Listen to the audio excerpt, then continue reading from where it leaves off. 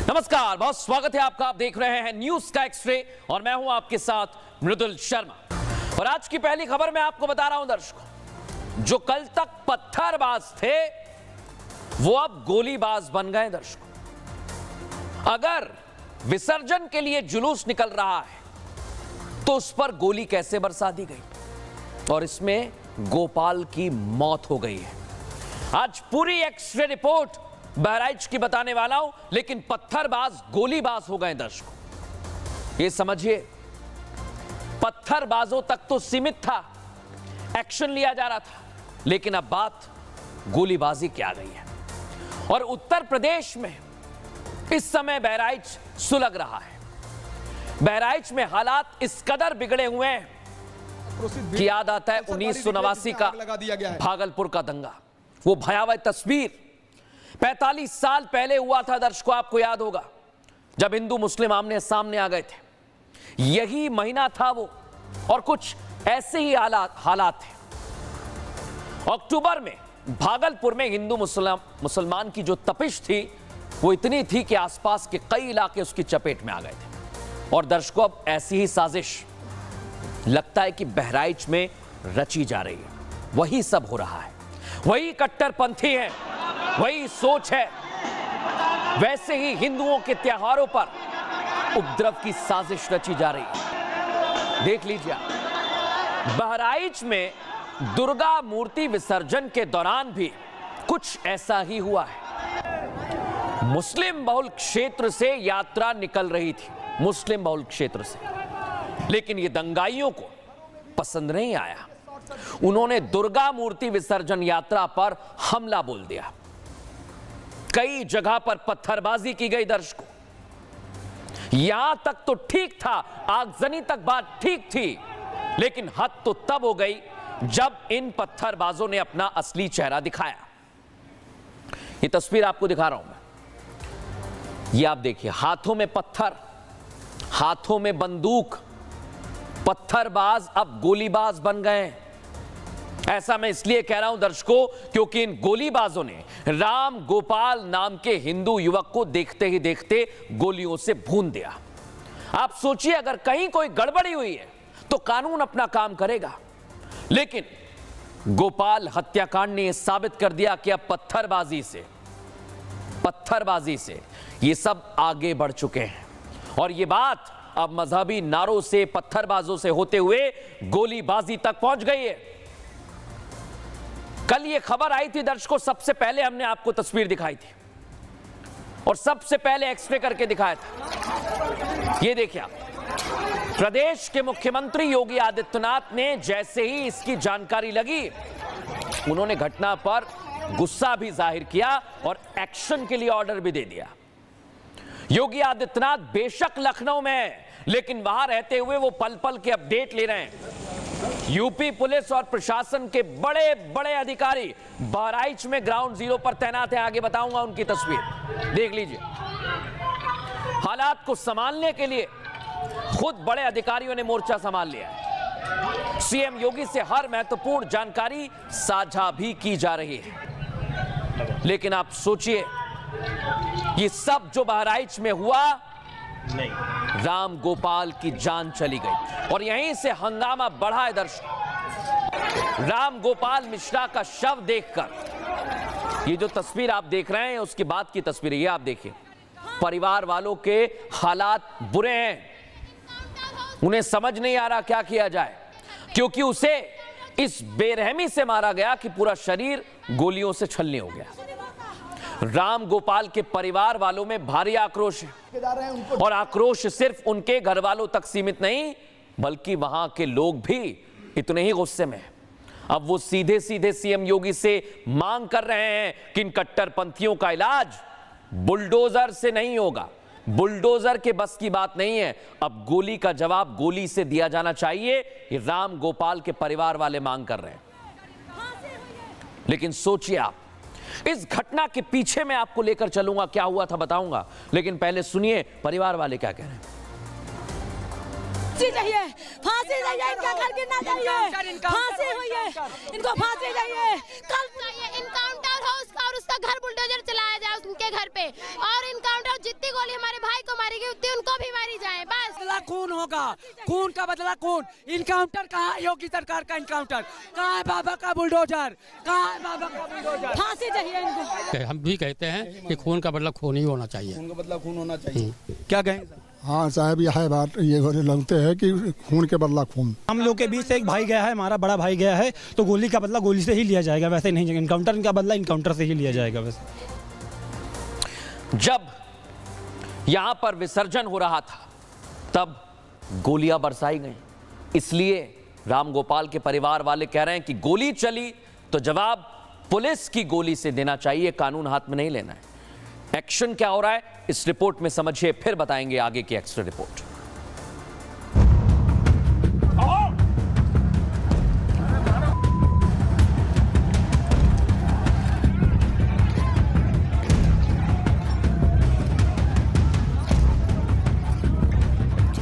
ये योगी का एक्शन है। योगी का एक ऑर्डर मिला और बड़े से बड़े अफसर बहराइच पहुंच गए, दंगाइयों के खिलाफ कार्रवाई शुरू की। ADG law and order Amitabh Yash खुद बहराइच की सड़कों पर दंगाइयों से निपटते दिखाई दिए, हाथों में पिस्टल, तल्ख तेवर और योगी का ऑर्डर लिया। अमिताभ यश जब बहराइच के रास्तों पर दिखे तो उन्हें रोक पाना आसान नहीं दिखाई दिया। ये योगी का उत्तर प्रदेश है, जहां किसी भी अपराधी की कोई जगह नहीं है। हमारी सरकार का माफिया मुक्त उत्तर प्रदेश का अभियान इन्हीं गुंडों के लिए है। अपराधी जानते हैं कि इसका अंजाम क्या होगा, लेकिन फिर भी वो कट्टरपंथी सोच आड़े आ जाती है, जिनके कारण बहराइच जैसा दंगा सबके सामने आता है। लेकिन योगी आदित्यनाथ के पास ऐसे दंगाइयों का इलाज भी है। इसलिए तो देर रात ही मुख्यमंत्री योगी आदित्यनाथ ने घटना का संज्ञान लेते हुए कहा कि माहौल खराब करने वालों को बख्शा नहीं जाएगा। उन्होंने अधिकारियों को निर्देश दिए कि उपद्रवियों की पहचान कर उनके खिलाफ सख्त से सख्त कार्रवाई की जाए। इसके साथ ही हिंसा के बाद प्रशासन ने मूर्ति विसर्जन का कार्यक्रम बंद करा दिया। सीएम योगी ने मूर्ति विसर्जन को फिर से शुरू करने का आदेश दिया। योगी के एक्शन ने यहीं से धार लेनी शुरू की। बहराइच हिंसा को लेकर मुख्यमंत्री योगी आदित्यनाथ ने उच्च अधिकारियों की बैठक बुलाई, जिसमें दंगाइयों से सख्ती से निपटने के आदेश दिए गए। उन्होंने अधिकारियों को आदेश दिया कि बवाल को लेकर अफवाह फैलाने वालों से भी सख्ती से निपटा जाए और साफ शब्दों में कह दिया कि आरोपियों को जल्द से जल्द गिरफ्तार किया जाए। इसलिए तो बहराइच पर ड्रोन से निगरानी रखी जा रही है। पूरे शहर को छावनी में तब्दील कर दिया है। इंटरनेट सेवाएं बंद कर दी हैं। हर वो कोशिश की जा रही है जिससे हिंसा पर लगाम लगाई जा सके। यही तो योगी आदित्यनाथ का मॉडल है। यही मॉडल है दर्शकों। और सीएम योगी आदित्यनाथ ने निर्देश दिए तो पुलिस और प्रशासन के अधिकारी फौरन एक्शन में आ गए और जो दंगा भड़का रहे थे, पथराव कर रहे थे, देखिए जरा, अमिताभ यश है। सोचिए आप, ADG law and order, STF chief और यूपी पुलिस ने दुर्गा विसर्जन यात्रा के दौरान जो हिंसा हुई है और जिन्होंने हिंसा फैलाई है उन्हें धर दबोचा है दर्शक। और अभी भी कार्रवाई की जा रही है। एफआईआर में आपको दिखा रहा हूं, हिंसा मामले में एफआईआर दर्ज की और नाम देख लीजिए आप। और जब ये एक्शन और कार्रवाई आगे बढ़ी तो धीरे धीरे हिंदुओं के खिलाफ और उनके त्योहारों के खिलाफ जो जिहादी मानसिकता रखने वाले लोग हैं उनकी पोल खुलने लगी है। एफआईआर में जिन आरोपियों के नाम लिखे गए हैं ये माहौल खराब कर रहे हैं दर्शकों, उन्होंने ही दंगे की पोल खोल कर रख दी है। अब वो मैं नाम आपके सामने रख रहा हूं, आप सुनिए। एफआईआर में किस किस का नाम है? एफआईआर में अब्दुल हमीद का नाम है मुख्य आरोपी, दूसरा है सरफराज, तीसरा है फहीम, चौथा है शेर खान, पांचवा है ननकाऊ, मारफ अली और 10 और नाम है। 10 नाम है, सोचिए आप, जिनके खिलाफ मुकदमा दर्ज किया है। लेकिन सोचिए दर्शकों, कल तक तो यहां पत्थर थे, लेकिन अब बंदूक आ गई है, गोली आ गई है। और पुलिस ने इस मामले में अब तक 30 से ज्यादा लोगों को हिरासत में लिया है, जिनसे पूछताछ की जा रही कि आखिर हुआ क्या था। लेकिन दर्शकों, ये वो नाम है जो बताते हैं कि उपद्रव की शुरुआत हुई है तो हिंसा के अंगारे कहां से भड़के, यही बताएंगे। सीधे रास्ते धार्मिक यात्रा, शोभा यात्रा निकल रही थी, तो फिर कौन है जो इस तरह माहौल में खलल डाल रहा है? कौन है वो कट्टरपंथी? किसकी कोशिश है? कौन है जो नारे लगा रहा है मजहब की और पत्थरबाजी की जा रही है? दर्शकों, तस्वीरें आप देखिए, और यहां पर फायरिंग की बात भी सामने आ रही है, और इसी में राम गोपाल की मौत हो गई है। लेकिन दर्शकों, अब मैं आपको जो तस्वीर दिखाने जा रहा हूं वो आपको देखनी चाहिए। बहराइच में राम गोपाल मिश्रा जो आपको दिख रहा है, जिसके हाथ में झंडा है, यह वीडियो सोशल मीडिया पर आपने देखा होगा, जिसमें वो छत पर भगवा झंडा लहरा रहा है, और सोशल मीडिया पर कुछ नफरती चिंटू इसे जस्टिफाई कर रहे हैं। इसी वजह से उसकी हत्या की गई है। एक पूरी लॉबी लगी हुई है राम गोपाल मिश्रा को गलत साबित करने के लिए, लेकिन मौत हो गई है राम गोपाल की। लेकिन राम गोपाल को जिसने गोली मारी, उन मुस्लिम आरोपियों के खिलाफ एक शब्द नहीं बोल पा रहे हैं। इनके मुंह सिले हुए हैं।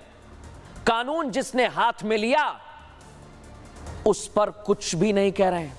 और बहराइच में जो हिंसा हुई, जो उपद्रव फैला, वो सुबह से हर टीवी चैनल, सोशल मीडिया पर आप देख रहे होंगे। और दर्शकों, जो दिखाया जा रहा है वो अधूरा सच है। इसका एक्सरे हमने किया है। मैं आपको वो सच बताऊंगा जिससे अभी तक आप अनजान हैं। वो भी बताऊंगा कि आखिर इस हिंसा की शुरुआत हुई कहां से। इस रिपोर्ट को ध्यान से देखिए और समझिए कि हिंसा की शुरुआत कहां से हुई।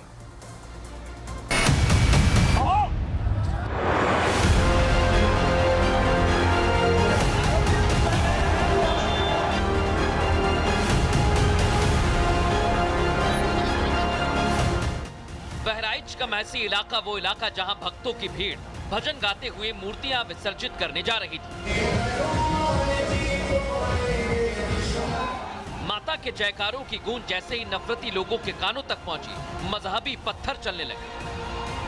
विसर्जन यात्रा में डीजे होने के चलते पथराव शुरू हो गया। देखते ही देखते बवाल ने विकराल रूप ले लिया। महसी के महाराजगंज क्षेत्र में जब एक जुलूस एक मुस्लिम क्षेत्र में से एक मस्जिद के पास से निकल रहा था, वहां पे दोनों पक्षों के बीच में कुछ विषय को लेकर तकरार हुई। हिंदू संगठन के लोगों का कहना है कि जिस जगह से ये यात्रा निकाली जा रही थी वो इलाका मिनी पाकिस्तान कहा जाता है। ये महाराजगंज मिनी पाकिस्तान है। ये महाराजगंज मिनी पाकिस्तान है। ये महाराजगंज मिनी पाकिस्तान है। सोचिए, हिंदुस्तान में मिनी पाकिस्तान होने तक की बात कही जा रही है। इसके बाद नफरती लोगों ने राम गोपाल मिश्रा को जुलूस के अंदर से ही खींच लिया और एक दो नहीं बल्कि कई गोलियां मारकर मौत के घाट उतार दिया। 4 लोग बंदूक लेकर आए और 12 गोलियां उसको मारी, राम गोपाल मिश्रा को। आप लोगों सामने मारी? हमारे लोग के सामने। एक नाल बंदूक थी, 4 लड़के अब्दुल हमीद के लिए थे। सबके पास बंदूक था? सबके पास बंदूक था। उनका नाक पटक के और फिर हिंदुओं का जो वो लड़का मारा गया है उसका नाखून तक उजाड़ लिए हैं वो लोग। ये लोग कह रहे थे कि गाना नहीं बजना चाहिए, कृपया यहाँ से आगे लेके जाओ, गाना बजाओ। कैसे हुए? कौन घायल? सर मारे हैं। मारा है मुसलमानों ने। इन कट्टरवादियों का जब इतने से मन नहीं भरा तो देखिए कैसे राम गोपाल मिश्रा का शव लेकर जाया जा रहा था। उस वक्त भी पथराव जारी रहा, साथ ही साथ हाथों में बंदूक दिखाई दे रही है। कुल मिलाकर पूरी हिंसा प्लान्ड तरीके से होने की ओर इशारा कर रही है।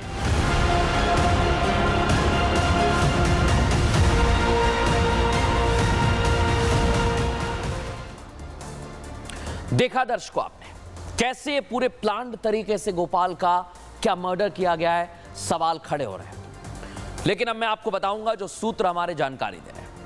पहले से ही उपद्रव और आगजनी की प्लानिंग थी दर्शकों। उपद्रव के दौरान भगवा झंडे तोड़े गए। बात तो यह भी सामने आ रही है कि दंगाइयों ने इस्लामिक झंडा लहराया, प्रोवोक किया। विसर्जन यात्रा के दौरान जब मस्जिद के सामने से निकली तो दावा किया जा रहा है कि मस्जिद और घरों की छत पर पहले से ही पत्थर जमा किए गए थे। ज्यादातर घरों के बाहर भी पत्थर इकट्ठा किए गए थे, क्योंकि एकाएक इतने सारे पत्थर कहां से आ गए। कांच की बोतलें होने तक का खुलासा किया ये सूत्र बता रहे हैं हमारे। और विसर्जन जुलूस शांति से निकल रहा था, वहां डीजे बज रहा था, भजन पर विवाद हुआ। दूसरे पक्ष ने जुलूस का विरोध करना शुरू किया और विवाद बढ़ने पर भीड़ पर पथराव शुरू हो गया।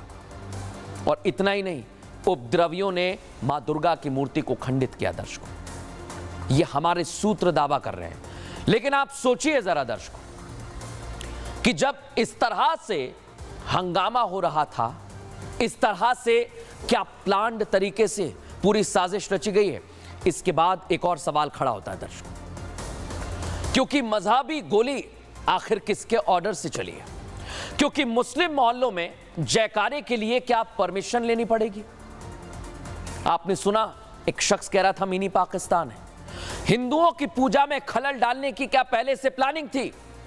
और पथराव किसने किया? किसके कहने पर किया गया?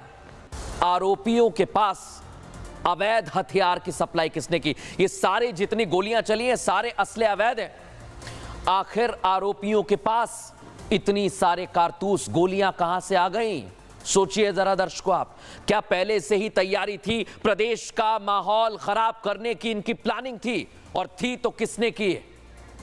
और यही सबसे बड़ा सवाल है, क्योंकि जब हम एक के बाद एक कड़ियों को जोड़ रहे हैं तो कई सारी ऐसी कड़ियां जो जुड़ नहीं रही हैं, क्योंकि एकाएक इतने पत्थर आ गए, बंदूक आ गई, गोली आ गई। सोचिए, बहराइच की सारी थ्योरी, सारी कहानी का एक्सरे तो हमने कर दिया है, लेकिन उत्तर प्रदेश में महाराजगंज से भी ठीक ऐसा ही एक मामला सामने आया है दर्शकों, जहां दुर्गा विसर्जन के दौरान नफरती लोगों ने सिर्फ पथराव किया बल्कि भगवा झंडा तोड़ दिया। ये आप देखिए आप, तोड़कर फाड़कर फेंक दिया है।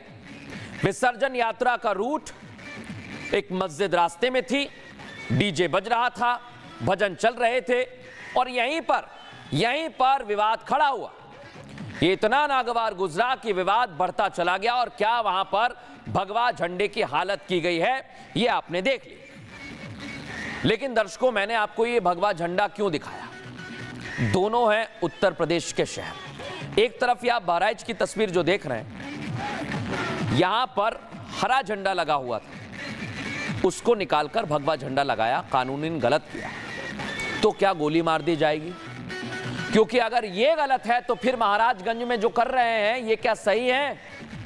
बहराइच के राम गोपाल मिश्रा का झंडा लगाने वाला वीडियो जो सर्कुलेट किया जा रहा है, जस्टिफाई करने में लगे कुछ लोग कि ऐसी घटना को अंजाम दिया इसलिए हमने वहां पर हिंसा की। लेकिन आज हम पूछना चाहते हैं उन लोगों से, क्या महाराजगंज में जिस तरह भगवा झंडा फाड़ा गया उसको जस्टिफाई किया जा सकता है? सोचिए आप। और मैं कह रहा हूं दर्शकों, योगी राज में सब नहीं चलेगा, लेकिन सबसे बड़ा सवाल ये कि क्या ये सब कुछ साजिशन किया जा रहा है? रिपोर्ट आपको दिखाता हूं।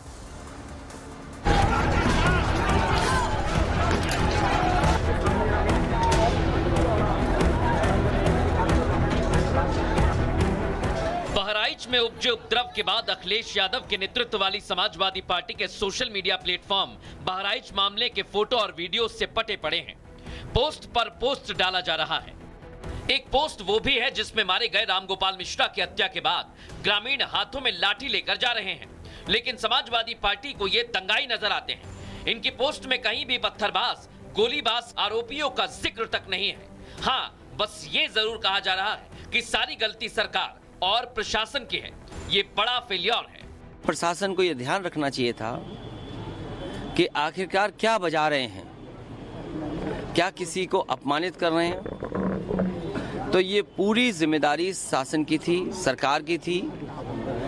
शासन की चूक की वजह से इतनी बड़ी घटना हुई। अखिलेश कुछ भी कहें, पुलिस अपना काम कर रही है, लेकिन बीजेपी ने इसके पीछे राजनीतिक साजिश बता दी है। देखिए, कानून से किसी को भी खिलवाड़ करने की इजाजत नहीं है। जो भी दोषी होगा, जांच चल रही है, कड़ी कार्रवाई होगी। विपक्ष के पास कोई एजेंडा नहीं है। हमारी प्रतिबद्धता है कि हम लॉ एंड ऑर्डर को मेंटेन करेंगे हर स्थिति में। अब सवाल ये कि क्या उपचुनाव से पहले प्लान्ड तरीके से की गई हिंसा है या फिर इसके पीछे साजिश बहुत बड़ी है। हिंदू त्योहारों को निशाना बनाया जाना, हिंदुओं पर हमला करना, अब यही हो चुका है। कट्टरपंथी उपद्रवी उकसाने की कोशिश करते हैं, और इन्हें उकसाने वाले कौन है आपको पता है दर्शकों? ये जाकिर नाइक जैसे जहरीले लोग। ये नफरती तकरीरों से मुस्लिम भाइयों का ब्रेन वॉश करते हैं और फिर हमारे देश में ऐसी तस्वीरें सामने आती हैं। लेकिन इन नफरतियों में भारत से भगोड़ा घोषित आतंकी जाकिर नायक, ये फिलहाल पाकिस्तान में था, इसको कैसे गेट आउट किया वो भी दिखाया, लेकिन इसकी जहरीली जुबान से सिर्फ और सिर्फ हिंदू और हिंदुस्तान का नाम ही है। हिंदुओं को मारने वाला बयान भी अब इसका वायरल हो रहा है दर्शकों, वो भी आपको सुनवाता हूं। कोई काफिर को देखेंगे, काफिर को पाएंगे, हिंदू को पाएंगे, उसका कत्ल करो। और जब हम कुरान मजीद खोलते हैं, सूरह तौबा सूरह नंबर 9 आयत नंबर 5 की आयत को पढ़ते हैं, उसका तर्जुमा पढ़ते हैं, तो बिल्कुल सही है। उस आयत में लिखा हुआ है कि जब भी आप मुश्रिक को पाएंगे, उसका कत्ल करो। तो दर्शकों, अब खबरों में हम आगे बढ़ेंगे, लेकिन पत्थरबाजी का कनेक्शन यहां तक सीमित नहीं है। अब आपको मैं यह समझाता हूं कि पत्थरबाजी का आका कौन है, क्योंकि असदुद्दीन ओवैसी के क्षेत्र में फिर से पत्थरबाजी की घटना हुई है और इसका भी हमने एक्सरे किया है दर्शकों। लेकिन आप सोचिए, उत्तर प्रदेश में जो ये सब कुछ हो रहा है, और जैसा मैंने अभी आपको जाकिर नायक को सुनवाया, मुसलमानों के रहनुमा असदुद्दीन ओवैसी भी हैं जो भड़काते हैं और इनका लिस्ट में नाम शामिल है। ओवैसी भी लगातार ऐसे बयान देते हैं जो मुस्लिम भाइयों को प्रभावित करते हैं और फिर जगह जगह तस्वीरें सामने आती हैं हिंसा की, उपद्रव की, आगजनी की। हिंसा भड़कती है, पत्थरबाजी होती है, गोलीबारी होती है और फिर कोई ना कोई मजहबी हिंसा की भेंट चढ़ जाता है, उसकी जिंदगी खत्म हो जाती है। लेकिन कौन भड़का रहा है दर्शकों, कौन है इनका आका? ओवैसी हैदराबाद से सांसद हैं, उन्हीं के घर में फिर से हिंसा भड़कती है। सोचिए आप, हैदराबाद से एक बार फिर कट्टरपंथियों ने हिंदुओं की भावनाओं को ठेस पहुंचाया है। यह खबर सामने आई है और यहां कुछ कट्टरपंथी हैं, वो मंदिर में दुर्गा माता की मूर्ति को खंडित कर देते हैं। दर्शकों, तस्वीरें आपको दिखा रहा हूं और हमारी सहयोगी ग्राउंड जीरो पर पहुंची हैं। देखिए जरा वहां क्या कुछ हुआ है। हम इस वक्त यहाँ पे सिकंदराबाद में मौजूद है, जहाँ पे आप ये है टेम्पल आर्च है, जहाँ से एंट्रेंस है। और जैसे कि आप यहाँ पे देख रहे हैं कि किस तरह से यहाँ पे प्रोटेस्ट हो रहे हैं और साथ ही साथ कई हिंदू ग्रुप्स जो है वो प्रोटेस्ट कर रहे हैं, नारे लगा रहे हैं जय श्री राम। और साथ ही साथ जैसे कि आप यहाँ पे देख सकते हैं कई लोग जो है वो प्ले कार्ड्स लेके खड़े हैं, सेव हिंदूज। दर्शकों, अब मैं आपको मंदिर पर हमले की एक एक तस्वीर दिखाने वाला हूं। पुलिस को इस हमले से जुड़ा एक सीसीटीवी मिला है जिसमें एक टोपी पहना शख्स दूर से चलता हुआ आता दिख रहा है। देखिए जरा आप इसे। सुबह 4 बजे का समय है और उस समय इलाके में सन्नाटा है। वो मंदिर की तरफ बढ़ता है, करीब पहुंचता है और फिर जोर से मंदिर के गेट पर लात मारता है। ये आप देखिए जरा इसे। यही है वो सीसीटीवी और ये लात मारता है, फिर अंदर आ जाता है और माता की मूर्ति को खंडित करता है। ये सोच है दर्शकों, देख लीजिए आप। बराबर ही आता है, सुबह का वक्त चुना और मंदिर में गेट में लात मारकर ये अंदर चला गया। ये कट्टरपंथी सोच है दर्शकों और ये सबूत आपके सामने मैंने रख दिया है, जो सीसीटीवी फुटेज है। पुलिस जांच भी कर रही है। लेकिन आप सोचिए कि असदुद्दीन ओवैसी किस तरह से इस पूरी तस्वीर को देख रहे हैं। उनके संसदीय क्षेत्र में सब कुछ हो रहा है। हैदराबाद में हिंदुओं की भावनाओं को चोट पहुंचाई गई है। हिंदू मंदिरों को निशाना बनाया गया है। निशाने पर हिंदू मंदिर है। 14 अक्टूबर 2024 को कुर्मागुड़ा में मुथलयम्मप्पा मंदिर में मूर्ति को खंडित कर दिया गया। एक शख्स पुलिस की गिरफ्त में आया है दर्शकों। लेकिन 12 अक्टूबर की घटना आपको याद है, नामपल्ली में दुर्गा पंडाल में दुर्गा प्रतिमा को खंडित किया। पुलिस ने इस मामले में भी एफआईआर दर्ज की है। सोचिए आप, माता का मंदिर और मूर्ति खंडित की जा रही है, लेकिन जैसे ही हिंदू संगठनों को पता चला वो मंदिर में जमा हो गए। कट्टरपंथी आरोपी की गिरफ्तारी की मांग करने लगे, धरने पर बैठ गए। हालात तनावपूर्ण है। बीजेपी नेता माधवी लता भी वहां पर पहुंची और इस घटना के विरोध में उन्होंने आवाज उठाई है। लेकिन ओवैसी की पुलिस इन हिंदूवादी लोगों को हिरासत में ले रही है। माधवी लता को भी हिरासत में लिया गया दर्शकों, लेकिन माधवी लता इस घटना पर बड़े सवाल उठा रही हैं। सुनिए जरा क्या कह रही हैं। माता रानी का मूर्ति को रोड पे लेके आकर फेंक कर उसके ऊपर पैर से कुचल कर तोड़ दिया है। तोड़ते वक्त अल्लाह अल्लाह अल्लाह बोल के तोड़ा गया है। इससे पता नहीं चल रहा पिछले हफ्ते 15 दिन से एक नहीं, दो नहीं, 10 से ऊपर मंदिर तोड़े गए और कांग्रेस के प्रशासन यहाँ कुछ बात नहीं करती तो दूर की बात है ना। तो देखा दर्शकों आपने, लेकिन अब हमारी अगली खबर है और अगली खबर अखिलेश यादव से जुड़ी हुई है। उत्तर प्रदेश में अब अखिलेश यादव से मौलानाओं का मोह भंग हो गया है और वो अखिलेश यादव पर भड़क गए हैं। लेकिन अखिलेश ने ऐसा किया क्या है जो मुस्लिम भड़क गए हैं, मौलाना भड़क गए? आइए जरा आपको बताते हैं, क्योंकि अभी तक आपने देखा कि क्या हो रहा है उत्तर प्रदेश में, लेकिन अब मैं आपको बताता हूं कि आखिर अखिलेश यादव पर मौलाना शहाबुद्दीन रिजवी क्यों भड़के हुए हैं। उनका कहना है कि अखिलेश यादव सिर्फ और सिर्फ अपने मतलब की राजनीति करते हैं। मुसलमानों को समझ आ गया, जब अखिलेश को मुसलमानों की जरूरत होती है तो वो उनके दरवाजे पर आकर खड़े हो जाते हैं, लेकिन मुसलमानों की जरूरत पर वो बगले झांकते हैं। सोचिए, यती नरसिम्हानंद के बयान पर मदरसे के मामले में मौलाना भड़के हुए हैं।